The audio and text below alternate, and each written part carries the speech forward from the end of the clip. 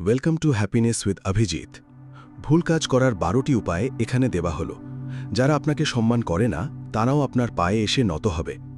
আপনার সাথে কি কখনো এমন হয়েছে যে আপনি কারোর জন্য মন প্রাণ দিয়ে সবকিছু করেছেন, আর বিনিময়ে তারা আপনাকে কি দিয়েছে? উপেক্ষা, অসম্মান, অথবা এই অনুভূতি যে আপনি এখানে শুধু শুধু আছেন? আপনার আর কোথায় যাবার আছে? বাড়িতে হোক, কর্মক্ষেত্রে হোক বা সম্পর্কে হোক, এমন কেউ না কেউ আছে যে আপনাকে সম্মান করে না। আপনি তাদের সামনে মাথা নত করেন আর তারা আরও বেশি অহংকারী হয়ে ওঠে। কিন্তু আজ আমি আপনাদের এমন একটি গোপন কথা বলতে যাচ্ছি যা হাজার হাজার বছর আগে চাণক্য বলেছিলেন এবং যা আজও ঠিক ততটাই সত্যি। চাণক্য বলেছিলেন যে যারা নিজেদের সম্মান করে না, দুনিয়া তাদের কখনো সম্মান করে না। আজ আমি আপনাদের সেই 12টি ভুল কাজের কথা বলতে যাচ্ছি যা আপনার করা উচিত, কারণ দুনিয়া এক কথা বলে আর চাণক্য নীতি বলে আরেক কথা। তাই সাথে থাকুন, কারণ আজকের আলোচনা আপনার জীবন বদলে দেবে। বন্ধুরা, আজ আমরা সেই মানুষটি সম্পর্কে কথা বলবো যে ভালো সাজার ভান করতে করতে ক্লান্ত, যে সবাইকে হ্যাঁ বলে অথচ ভেতরে ভেতরে ছিন্ন ভিন্ন হয়ে যায়। চাণক্য নীতিতে একটি অত্যন্ত গুরুত্বপূর্ণ বিষয় বলা হয়েছে। কেবল তিনিই শক্তিশালী যিনি সংগৃহীর আড়ালে নিজের শক্তিকে লুকিয়ে রাখতে পারেন। অর্থাৎ আসল শক্তি কৌশলের মধ্যে নিহিত, লোক দেখানো প্রদর্শনে নয়। আজ আমরা এমন 12টি কাজ সম্পর্কে জানব যা জাগতিক চোখে ভুল বলে মনে হতে পারে, কিন্তু এই কাজগুলোই আপনাকে সম্মানিত করে। এগুলো আপনাকে শক্তিশালী করে তোলে এবং যারা আপনাকে সম্মান করে না তাদের মাথা নত করতে বাধ্য করে। চলুন শুরু করা যাক। প্রথম পদ্ধতি, হ্যাঁ বলা বন্ধ করুন। চাণক্য বলেছেন যে যে সব কিছুতে রাজি হয়ে যায় সে একজন বোকা, এমনকি সে শিক্ষিত হলেও। এবং বন্ধুরা, এটাই আমাদের করা সবচেয়ে বড় ভুল। কেউ বলে, বন্ধু দয়া করে এই কাজটা করে দাও, আর আমরা বলি হ্যাঁ ভাই হয়ে যাবে। কেউ বলে, তুমি তো আছোই, তুমিই করবে, আর আমরা মুচকি হাসি। কিন্তু জানেন কি হয়? যখন আপনি সবসময় হ্যাঁ বলেন তখন মানুষ আপনাকে মানুষ হিসেবে না দেখে যন্ত্র হিসেবে ভাবতে শুরু করে। যন্ত্রের কোনো মূল্য নেই, তাদের ব্যবহার করা হয়। এর উল্টোটা ঘটে। আজ থেকে ক্ষমা না চেয়ে না বলতে শিখুন। কোনো ব্যাখ্যা না দিয়ে এটা চলবে না। প্রথমবার যখন আপনি না বলবেন মানুষ অবাক হবে, দ্বিতীয়বার তারা ভাববে, তৃতীয়বার তারা আপনাকে ঠিকভাবে জিজ্ঞাসা করতে শিখবে। না শব্দটি আপনার মূল্য নির্ধারণ করে। দ্বিতীয় পদ্ধতি, নিজেকে সস্তা করবেন না। চাণক্য নীতিতে একটি নীতি আছে যা সহজে পাওয়া যায়, তার কোনো মূল্য নেই, এবং এটি কেবল জিনিসের ক্ষেত্রেই নয়, মানুষের ক্ষেত্রেও প্রযোজ্য। আপনি সব সময় সহজলভ্য, আপনি সবার কথা শোনেন, আপনি সবার প্রয়োজনে ছুটে যান। তাই শুনুন, আপনি নিজেকে সস্তা করে তুলছেন। যা সব সময় পাওয়া যায় তার কোনো মূল্য নেই। এর উল্টোটা হলো নিজেকে একটু দুর্লভ করে তুলুন। প্রতিবার ফোন ধরবেন না, প্রতিটি কলে তাড়াহুড়ো করবেন না। আপনার সময়কে মূল্যবান মনে করুন, তবেই অন্যরা বুঝবে।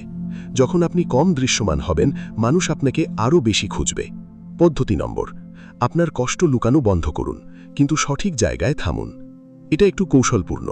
চাণক্য বলেন, শত্রুদের কাছে নিজের দুর্বলতা প্রকাশ করো না, কিন্তু সবার কাছে নিজের শক্তিও প্রকাশ করো না। এর মানে হলো সবার সাথে নিজের কষ্ট ভাগ করে নিও না, কারণ যারা তোমার কষ্ট জানে তারা সেই কষ্ট দিয়েই তোমাকে আক্রমণ করে। কিন্তু এর উল্টোটা হলো, যারা তোমার আপন তাদের কাছে মন খুলে কথা বলো। সেখানেই সত্যিকারের সম্পর্ক তৈরি হয়। যে ব্যক্তি সবার সামনে কাঁদে তাকে দুর্বল মনে করা হয়, আর যে কখনো কাঁদে না তাকে পাথর মনে করা হয়। যে কেউ সঠিক জায়গায় মন খুলে কথা বলে তাকে মানুষ হিসেবে গণ্য করা হয় এবং মূল্য দেওয়া হয়। পদ্ধতি নম্বর 4, প্রশংসা খোঁজা বন্ধ করুন বন্ধুরা। এটা শুনতে একটু কষ্ট লাগতে পারে, আমরা সবাই এটা করি। কোনো কাজ করার পর আমরা অপেক্ষা করি কেউ বলবে, বাহ তুমি তো দারুণ কাজ করেছো। আর যখন তারা তা বলে না তখন আমাদের মন খারাপ হয়ে যায়। চাণক্য বলেন যে অন্যের অনুমোদনের জন্য ক্ষুধার্ত থাকে সে চিরকালই ক্ষুধার্ত থেকে যায়। এর বিপরীত হলো নিজের প্রশংসা করা। নিজের কাজকে মূল্য দিন। যখন আপনি নিজের কাজে খুশি থাকবেন তখন আপনার আর অন্য কাউকে প্রয়োজন হবে না। আর মজার ব্যাপার হলো, যখন আপনার কাউকে প্রয়োজন হয় না ঠিক তখনই লোকেরা আপনার সবচেয়ে বেশি প্রশংসা করে। পঞ্চম পদ্ধতি, নীরব থাকতে শিখুন। এটি চাণক্যের সবচেয়ে বড় অস্ত্র। এই উক্তিটি শুনুন, একজন বোকাকে তার কথার দ্বারা চেনা যায়, একজন জ্ঞানীকে তার নীরবতার দ্বারা। আমরা মনে করি যে কথা বলে সে শক্তিশালী, কিন্তু বাস্তবতা এর বিপরীত। যে ব্যক্তি প্রতিটি বিষয়ে কথা বলে তাকে কেউ গুরুত্ব দেয় না। যে ব্যক্তি নীরব থাকে তার কথা শুনে পুরো ঘর থেমে যায়। এর বিপরীত হলো কম কথা বলা। ভেবেচিন্তে কথা বলুন। পরের বার কেউ আপনার সাথে অসম্মানজনকভাবে কথা বললে কোনো জবাব দেবেন না, শুধু হাসুন এবং চলে যান। সেই হাসি, সেই মুহূর্তের নীরবতা তাকে বাকি রাতটা ঘুমাতে দেবে না।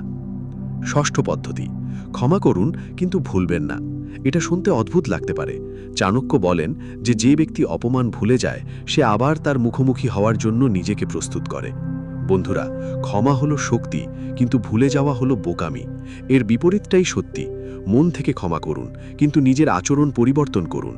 যে একবার আপনার সাথে বিশ্বাসঘাতকতা করেছে তাকে বিশ্বাস করবেন না। যে আপনাকে অপমান করেছে তাকে আর সুযোগ দেবেন না। ক্ষমা হলো আপনার নিজের শান্তির জন্য, আর দূরত্ব হলো তাদের জন্য, যাতে তারা আর এমনটা করতে না পারে। সপ্তম পদ্ধতি, নীরবে নিজের অগ্রগতি চালিয়ে যান। বন্ধুরা, এই পদ্ধতিটি সম্ভবত সবচেয়ে গুরুত্বপূর্ণ। চাণক্যের নীতি বলে, পরবর্তী পদক্ষেপ না নেওয়া পর্যন্ত তা প্রকাশ করবেন না। আমরা কি করি? আমরা কিছু করার সিদ্ধান্ত নেওয়ার সাথে সাথেই হোয়াটসঅ্যাপে পোস্ট করে দিই। আমরা সবাইকে বলি, আর তারপর কখনো কখনো তা করিও না। আর যারা তা করে তারা অন্যের ঈর্ষার শিকার হয়। এর বিপরীত হলো নীরবে কাজ করা, সাফল্যকে সশব্দে প্রকাশ করা, ফলাফল কেবল তখনই প্রকাশ করা যখন তা আপনার হাতে আসবে। তাহলে কেউ আপনাকে পুড়িয়ে মারতে পারবে না, কেউ আপনাকে থামাতে পারবে না। যা দৃশ্যমান তাই লক্ষ্যবস্তু হয়ে ওঠে। যে গোপনে বেড়ে ওঠে সে একদিন সবার সামনে থাকবে। অষ্টম পদ্ধতি, নিজেকে ভালোবাসতে শিখুন।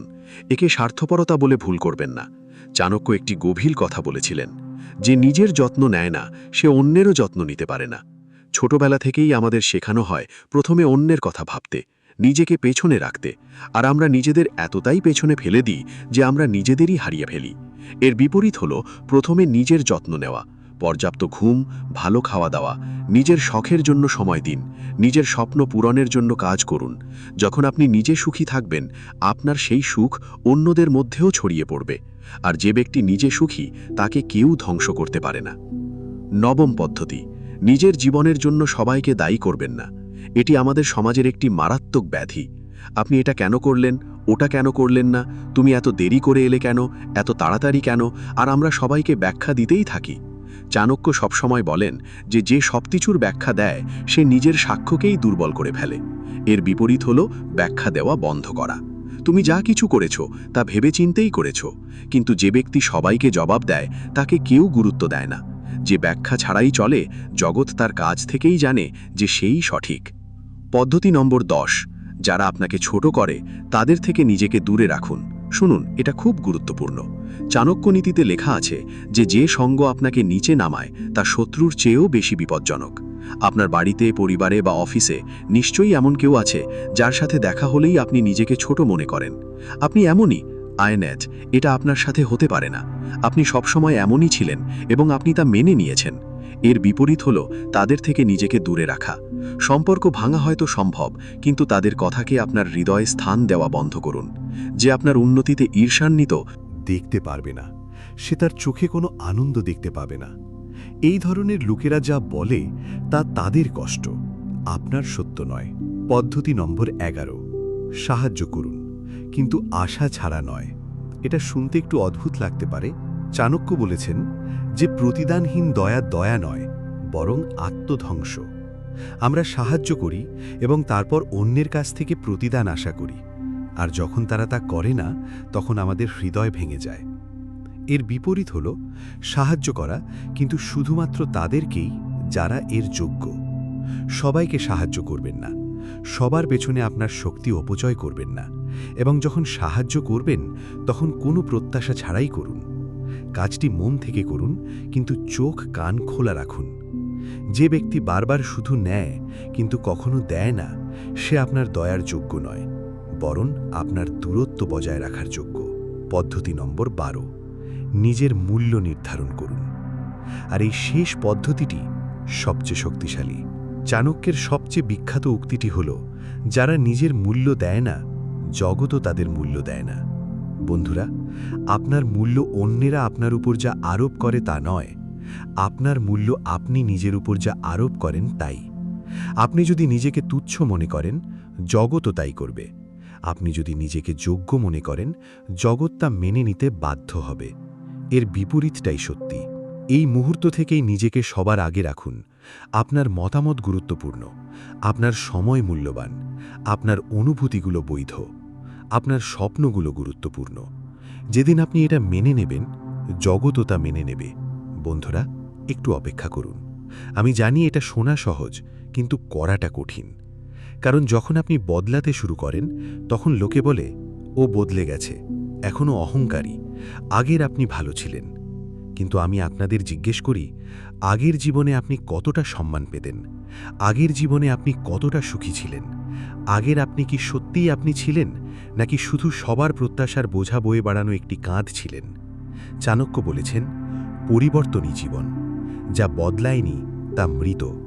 তাই বদলাও, ভয় পেও না, কারণ যে তোমাকে মূল্য দেয় না সে বদলালে ঠিকই তোমার কাছে আসবে। সে ক্ষমা চাইবে, সে তোমার পা চাটবে, কারণ যে নিজেকে মূল্য দিতে শেখে জগৎ তাকে প্রণাম করে। এটাই চাণক্য নীতি। তাই বন্ধুরা, আজ আমরা সেই 12টি অবিবেচক কাজ সম্পর্কে জানলাম, যা আসলে সবচেয়ে সহজ সরল। না বলতে শেখো, নিজেকে সস্তা করো না, তোমার কষ্টের কথা সঠিক জায়গায় বলো, প্রশংসার ক্ষুধা ত্যাগ করো, নীরবতাকে তোমার অস্ত্র বানাও, ক্ষমা করো কিন্তু ভুলে যেও না, নীরবে এগিয়ে চলো, নিজেকে ভালোবাসো, ব্যাখ্যা দেওয়া বন্ধ করো, নেতিবাচক মানুষদের থেকে দূরে থাকো, বিজ্ঞতার সাথে সাহায্য করো, এবং সবচেয়ে গুরুত্বপূর্ণ হল নিজের মূল্য নিজেই নির্ধারণ করো। চাণক্য হাজার হাজার বছর আগের মানুষ, কিন্তু তার নীতিগুলো আজও জীবন্ত, কারণ মানুষের স্বভাব বদলায়নি। মানুষ এখনও তাই করে যা তাদের জন্য লাভজনক। লাভজনক পণ্য হয়ে ওঠো, বোঝা নয়। আর মনে রেখো, যে আজ তোমাকে উপেক্ষা করছে কাল সে ঠিকই তোমাকে খুঁজে নেবে। বদলিও না, শুধু জেগে ওঠো। জয় Chanakya. Subscribe now happiness with Abhijit. সবাই ভালো থাকুন। ধন্যবাদ।